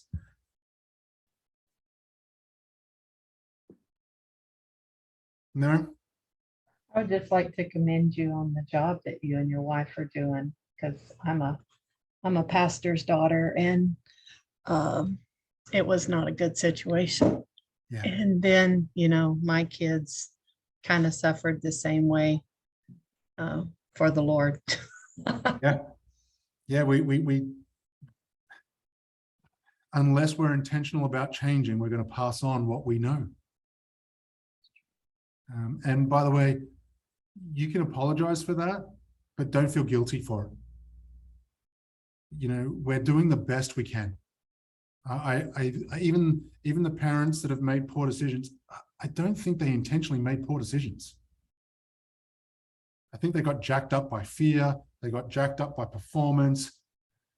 Their buttons got pressed, and whatever reason they did, for the most part, they did what they thought was best. Yes, you can share stories with me where it's horrific, and I'll completely reverse what I'm saying. I'm saying, generally speaking, I think parents want the absolute best for their kids. Yeah. So I've got to go, all right. Incidentally, I grew up in one of the most fractured, splintered families you could imagine. The average amount of marriages on my mother's side, see you later, bless you to go. The average amount of marriages on my mother's side is 3. That's the average. Okay, so I've seen so much divorce. I've seen so much pain. I've seen so much infidelity. I've seen so much junk. You know, and we get to make decisions about that. And I don't want to say by the grace of God, like I had nothing to do with it, because I had to make a lot of decisions. But man, the grace of God was absolutely part of it. You know, I've had plenty of opportunities to blow my life up. I'm like, no thanks. And a big part of the reason I can say no so easily is I know what I want. Without vision, people perish. Teach your kids to have a vision. Teach your students to have a vision. You know, can I take an extra couple of minutes, Adriana? I'm sorry. Let me share this quick story. Gosh, I must have been pastoring in first year of school environment. Young man came to me and he's like, Shane, I'm struggling with porn. He was really honest. It was really early in the school year. He's shared with me, he's got this porn issue, yada, yada, yada. And the Lord gave me this incredible approach to take with him. And I have used it, gosh, that many times after, it's not funny. But I sat with this young man and I'm like, oh, what have you done? You know, how have you tried to overcome it? What have you done? What's your accountability plan? Went through all those things. And then the Lord's like, hey, Shane, try this. I'm like, all right, good, because I'm out. He's like, ask him what he wants his life to look like in 10 years' time. I'm like, whoa, this is genius. I'm like, hey, I'll call him Bob. Bob wasn't his name. Bob, what do you want your life to look like in 10 years' time? What's your favorite day of the week? He said, I'm pretty sure he said Saturday. Great. What's the favorite season of the year? I think he said springtime. Okay. End of the day, doesn't matter. So he's gone springtime, Saturday. I'm like, awesome. 10 years time. Are you married? He's like, oh, I hope so. Any kids? Oh yeah, hopefully a couple. All right. Describe your wife to me. Oh, you know, he's like, what do you mean? I'm like, well, you know, tell me some character aspects of who she is. Tell me, you know, do you think she's hot? You know, like, hopefully you really find her attractive, you know? So I'm just having this conversation with him. And he tells me this story, and I'm like, great, tell me, you wake up on Saturday, what happens? Oh, you know, and he tells me this stuff, and great, what happens after that?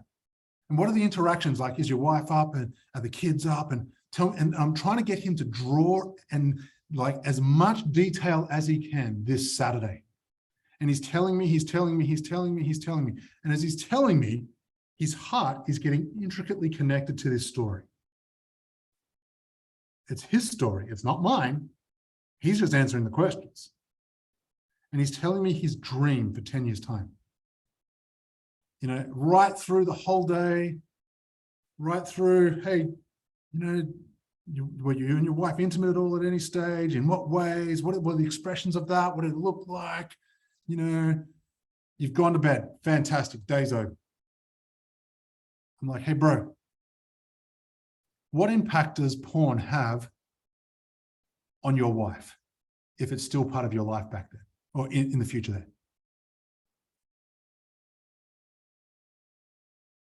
He broke, just instantly wept. He was in touch with this beautiful picture, and he realized the pain and the devastation that was about to be caused. And then I took it a little step further and I was like, what happens to your son when he sees you looking at porn? What's the implication?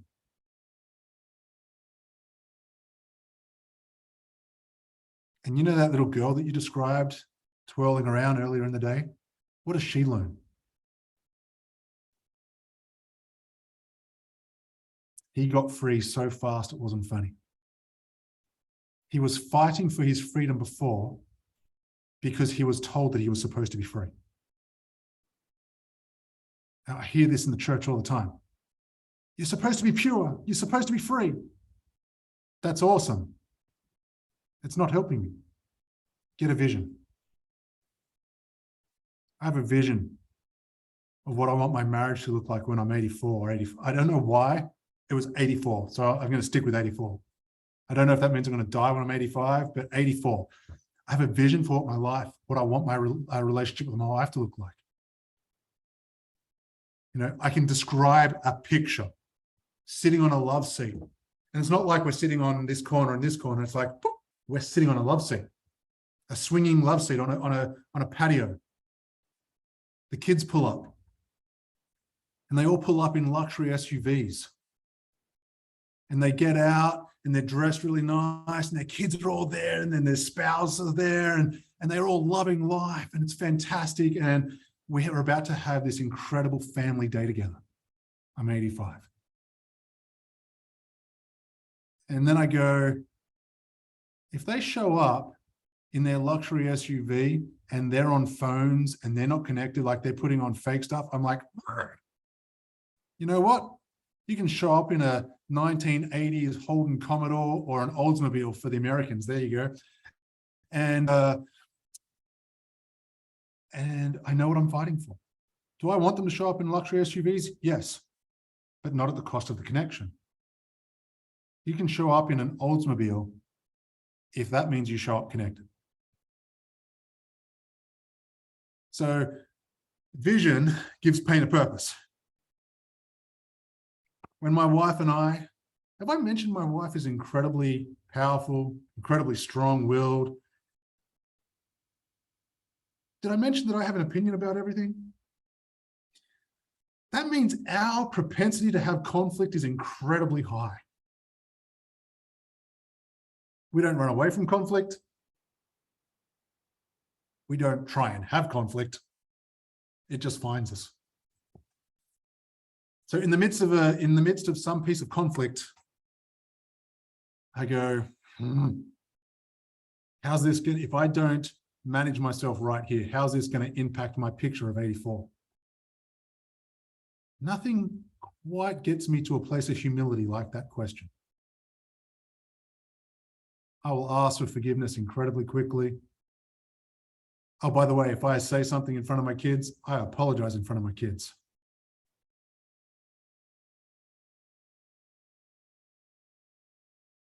If I say something to one of my colleagues in front of other colleagues, I apologize in front of other colleagues. Public mess, public cleanup. But that whole idea of, I know what I'm fighting for. I have no idea where I went, why I went there. It fits somehow. I hope it makes sense. Can I pray? Some of you are dropping off the call. I want to pray. If you want to stick around, I'll stick around for a couple of minutes afterwards. Does that work, Adriana? Yeah. Father, I ask that there would be an incredible ability for each one of these sons and daughters of you to engage as a son or daughter. That there would be newfound freedom, newfound intimacy. That they can climb up on your lap just because they like to sit on your lap. Not because they have to ask for something, not because they're begging for something, just because they want a hug. That they can go for a walk with you without having to lay down 25 prayer requests, but just because they like walking with you. I'm ceasing to pray for a second. Apparently God likes walking with you, by the way. He liked walking with Adam and Eve every day. He still likes walking with you. Anyway, Father, I ask that the awareness of your desire to connect with us would grip our hearts. And God, I ask that as these ones lead, either in their homes and or in the schools of ministry, that God, that they would have this profound ability to raise up sons and daughters, not people that remain 4 and 5, but people who know how to engage 4 and 5 and move into adulthood with a safety and a security of being loved by an incredibly good dad. Father, I thank you and I ask for a lingering blessing, a lingering mulling over of things that you're trying to highlight specifically to each one. And I ask that the freedom that they've heard talked about would be able to be entered into, irrespective of the assertions or the judgments of people around. Jesus, I ask in your name. Your name. Amen. Bless you guys. Thanks heaps for listening to me. Thank you so much, Shane. We really appreciate hearing you and just everything that you had to share, such wisdom and insight. Do you have a couple minutes if somebody wants to stick around and answer some questions? Okay, great. So if you have some questions for Shane, please feel free to stick around. If not, you guys are free to go. And we will send you out a message for refresh groups and for Friday's session. Have a great day, guys. See you guys. Hey, Shane, I just want to, commend, I love the visioning idea. And my son is now a social worker and it's kind of like, coming around. He's organized a getaway for my husband and myself and our 4 adult children. And their spouses are happy to look after their kids. And this is going to be like a visioning day for mum and dad because, my husband's already in his 70s and I'll be 70 next year. No way. Yeah. That is a compliment, that no way. Thank you. Yeah. It's so exciting to, because we've had brokenness in our own lives and our parents' lives, but to sort of, I became a Christian when I was 31. So anyway, just to be able to, regroup, the family has grown, 3 out of 4 of them are practicing Christians, but just this visioning idea, it's just so good, now to have our children involved in wanting to join in and sort of help lead us in our goal setting and our visioning for like our next phase of life. It just feels really exciting, and it's just so it's so worth putting in the family time. That we just things weren't always perfect, but we did spend a lot of time playing with the kids and trying to involve them in. We're not really in ministry, but we are, how people are. So the visioning idea, it's gold. I love it. and Great. and now it's coming back. They're doing it to us, for us, with us. So I love it. I think I had not thought about that piece in terms of as adults. We invite the kids to talk about like the dreams for now and the dreams for the summer and the dreams for the year, and we try to do this a couple of different activities. We change it up through the course of the year to try and keep that somewhat in front of us, but it's there to serve us. We don't serve that, it's there to serve us. And so that's really cool. I guess just with the age of my kids, I'd never thought about it going that way. That's really cool. It's hard to imagine. I sort of found it hard to imagine my children like being adults or and now I can easily imagine my grandchildren being adults, but I think that sort of like it's still got to be fun. So even the fun things and all that still can't be dictating our life to us. Anyway, someone else. Yeah. I really well, appreciated you talking. I have a question. Yeah. I am a stay-at-home mom with 4 kids, 9, 7, 4, and 2. bless you. And my husband and I help run one of the the schools of supernatural ministry. He also works full-time and has another not-for-profit. Uh-huh. Oh, do you have, because it sounds like your wife stepped back and like Haley's husband stepped back. Do you have any recommendations? Because our school, we just went through our first full year, so we're starting to ramp up, and I'm sitting here going, oh no, what am I going to do in 3 months? So Delegate. Yeah, absolutely. Delegate. That's The word what, delegate you need to learn fast, man. that's what our principal and founder Tristan Conway is doing here in Australia. He's now got leaders like Julie leading an area, different team areas leading the revival group leaders, so that he can have that all important family time. But maybe also it would be good to put you in touch with Shan, Mandy, that's Tristan's wife, because she was very involved with school when it began, but now that they've got their 2 boys, that's her main focus. But you could be good support for one another in understanding, having the person that's, you know, really out there leading. But delegation is a big part of it. Yeah, delegation's a big deal. It is. Yeah.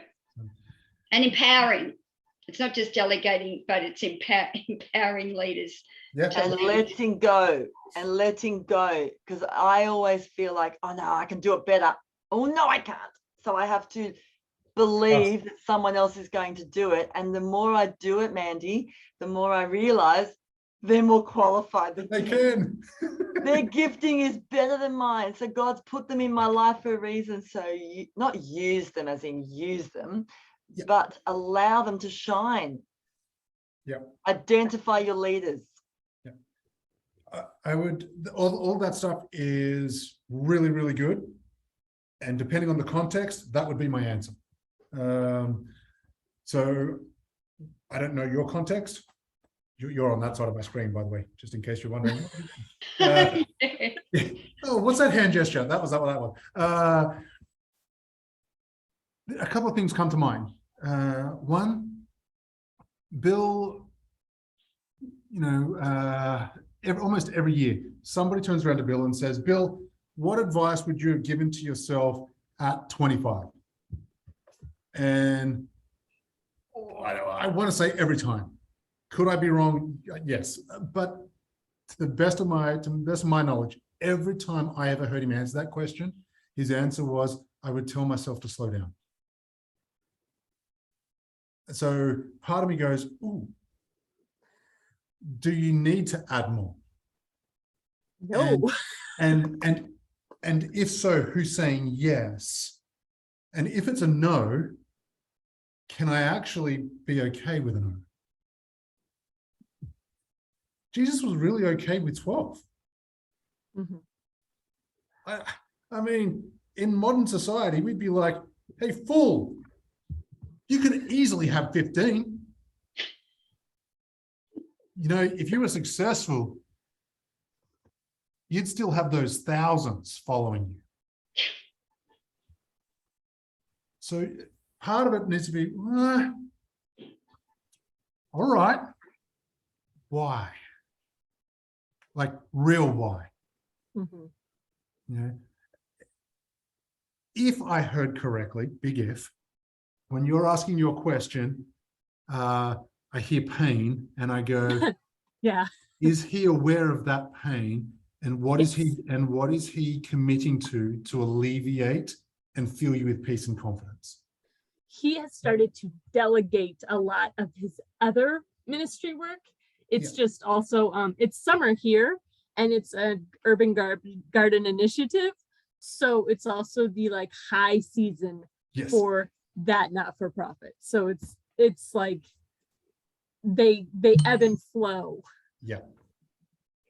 Yeah. I would have conversations around what are my needs Mhm. And again, I'm jumping to conclusions with the limited information I've got. Hey, husband sounds like a go-getter. He's good, high D, going to go after things, make things happen. That's awesome. I'm like, I want to set that person. If I've got that on some level, I go, that's me. I want to be set up for success. I want the freedom to be able to go and do them. But I also go, yes, I want to do them.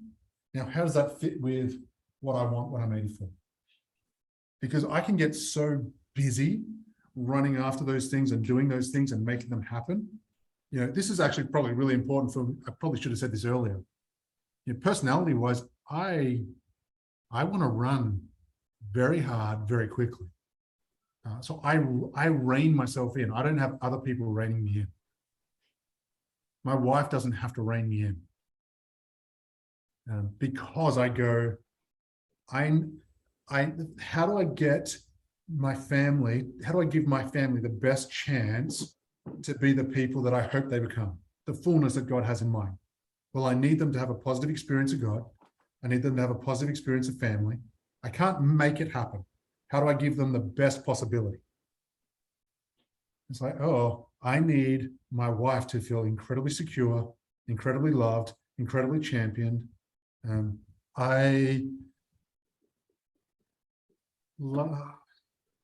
Probably about 2 or 3 years ago, I started sending, maybe it was 4 years ago, I started sending my wife away for a couple of days. Like, hey, just go away. She's like, what? You wouldn't cope with the kids? I just laughed. I'm like, whatever. Like, you've got so little confidence. Anyway, we survived. We all survived. And she had an amazing time. This is our story. I'm not trying to project this to you. She's going away 3 or 4 times in the next 2 months. Now, some of that is because girlfriends are having significant birthdays and they're like, we're having a destination birthday. What is that? Well, where do we live? What age do we live in? Anyway, destination birthday. And so she's going to 2 of those. And then she's just going away 2 other times. And we were talking the other day going, hey, they're all good, but actually you need one which is purely around some of the book stuff that's happening inside of you. You need to get that out. Mm-hmm. So there's going to be another one that we have to try and calendar in somewhere. One happened earlier this year. Is my busiest season, my busiest time. And Lord was like, hey, you got to send her away. I'm like, great. I'm like, hey, babe, does 5 or 6 weeks work? Because that's probably when life for me will start to come back to normal. And she's like, yes, that's going to be awesome. And I heard the Lord say, no, send her away. And I'm like, 3 weeks? So I'm like, hey, does 3 weeks work? And he's like, no, send her away. And I'm like, God, when? He's like, now. I'm like, I'm out every night this week. I have a conference in town. I've got 50 personal guests in town. What do you mean send her away? He's like, send her away. I'm like, because you said it, I know that this is actually going to work really well, but this seems ludicrous. All I'm trying to say there is, if you can have those conversations with your husband where you can set yourself up really well and he can be filling you with confidence, does it mean you have to go away? No. It's just what works for you guys. Then you're going to be at least in a place of peace. If you're in a place of peace, chances are you're going to be like, I'm celebrating. And I'm so sure that you're taking care of me that I'm not afraid. I'm championing you. It's when we start to get afraid that we try and apply reins and guardrails to other people. Shane, I think what you said about the without a vision, the people perish, and that whole idea of asking, what do you want your life to look like in 10 years' time is also a great exercise for a couple. Oh, yeah. To be able to say, what do we want our lives to look like in 10 years' time? And is that what it's going to look like if we continue as we are right now? Mm-hmm. And that can be a way to keep the conversation going in the right direction. Yeah, absolutely, 100%. Does that kind of help, Mandy? Does that give you some framework with what the ladies shared as well? Yeah, I have notes. Beautiful. Thank Bless you. you with that. so, any other questions? No, I know this is not just about Mandy, but I feel like just for a moment, if it's okay, Shane. Yeah. Mandy, what do you want? What do you want your role to be? Like, what do you want? If one thing, because it's on your heart, I can feel like you just want to like go, blah. What do you want? I don't know. Sleep. Oh. My 2-year-old climbs in our bed literally every night. So Yeah. that's just it's our season of life right now. It's just messy. I don't know. Mandy, wait, you just said it. You actually just answered my question. When you're at this time in this season, it is that, and celebrate just that. Celebrate the fact that your baby is in your bed, because let me tell you, my 27-year-old is not going to get in my bed, and it would be people will think strange things now if he got into my bed. So, celebrate where you are and enjoy it, because you won't get this time back, and it's such a precious time where sometimes society doesn't see it as achieving, but you're achieving. You've got your babies with you. Enjoy this time and continue to educate yourself, but don't be hard on yourself that you've got to go, because your mission field is home. It's home right this moment. It's okay. Yeah. Yeah. I had nearly 20 years of sleepless nights with my kids, the way they were spread out, but you just forget about it. No, you really don't. You really I'm not far enough away to have forgotten yet. You don't remember that it was a horrible, painful time. It just goes in the past, and it goes too quickly. I look forward to not remembering. yeah, because some of them, then it's the teenage years, and then you're not getting any more sleep because you're waiting for them to come home. I just went completely blank again. Come on, man. Oh, I blame my kids when that happens. Yes. Okay. Yes. It's because I didn't get sleep. That's what it was. Was one of you just said something like, "Don't be hard on yourself." That's a good rule for life. Yeah. God turned around to me. This would be 12, 13 years ago now, and he was like, "Hey, Shane, I want you to deal with your arrogance." And I'm like, we have a very, very direct style. Okay, so don't worry. I'm not projecting this upon you. This is God and I having fun together. And I'm like, what are you talking about? And he's like, well, you think you can achieve a better result than I can. I'm like, okay, I'm still not tracking with you. He's like, well, you try and punish yourself, and you try and kick your own butt, and you try and beat yourself up when something doesn't work right, thinking that you're going to get a really good result. But it's always inconsistent with how I'm approaching you. And I'm like, oh, insert whatever words you want. And I was like, you're kidding. Oh my God, this is going to be kind of hard for me to, like, this is how I've been raised. This is going to be kind of hard for me. Like, I trust you, but apparently I don't trust you. But I hear what you're saying, and I will do my best to partner. So I made a little expression, keep your feet clean. Basically, don't kick your butt. Yeah. Keep your feet clean. And I just I said to my friends, hey, I shared the story. I'm like, feel free to just say to me, are your feet clean? And I'll immediately know what you're asking me. It's a little check-in. It's a little way of measuring. But if he's saying, hey, Shane, I want to give you a hug. If he's saying, hey, Shane, I want to say positive things about you, he actually does know what's going to bring about the most fruit. He actually does know what's going to solicit the best results. And the best I can do is partner with him. So anyway, that is another random floating in thought. Are there any other questions? Otherwise, I will get moving and try and get some of my admin on, as much as I'm procrastinating and loving this. Thank you so much, Shane. Very welcome. It was really, really good. Great. Pleasure. All right. Good to No other meet you. questions? Ladies, thanks so much. Take care. Thank Be you. blessed. Shane. Take care. Goodbye, ladies. Have a great day. Thanks, Adriana. God bless. Bye, everyone. Bye-bye.